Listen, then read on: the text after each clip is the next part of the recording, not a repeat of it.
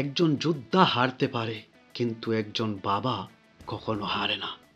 থরস ধীরে ধীরে তলোয়ার ফেলে দেন, বলেন আমার সঙ্গীদের এবং আমার বাচ্চাকে ছেড়ে দাও। ভয় নাই, শুধু সন্তানের জন্য ভালোবাসা। যোদ্ধারা স্তব্ধ হয়ে যায়, এমন আত্মসমর্পণ তারা কখনো দেখে নাই। আর ঠিক তখনই আসকালাদের ইশারায় তার সঙ্গীরা তীর ছাড়তে থাকে। তরফিন চিৎকার করতে থাকে, আসকালাদ দাঁড়িয়ে দাঁড়িয়ে হাসতে থাকে। তরফিন দৌড় দিয়ে বাবাকে গিয়ে জড়িয়ে ধরে। শেষ শ্বাসগুলা নিতে নিতে তার বাবা তাকে বলল, তরফিন, তুমি কাউকে ঘৃণা করো না, তোমার কোনো শত্রু নেই।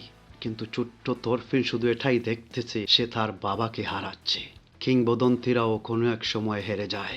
আসকালাদ এই ছোট্ট শিশুর দিকে তাকিয়ে ভাবে যে এই ছেলেটা বড় হয়ে কোনো একদিন খুবই বিপজ্জনক হয়ে দাঁড়াবে। আসকালাদ বলে, ঠিক আছে, তুমি আমাদের সাথেই থাকো, তুমি বড় হও, লড়াই শিখো, আর যখন তুমি প্রস্তুত হবে তখন আমি তোমার সাথে লড়বো, তখন তুমি তোমার প্রতিশোধ আমার কাছ থেকে নিয়ে নিও। আর সামনে অপেক্ষা করেছিল যুদ্ধ, রাজনীতি আর অন্ধকার ভবিষ্যৎ।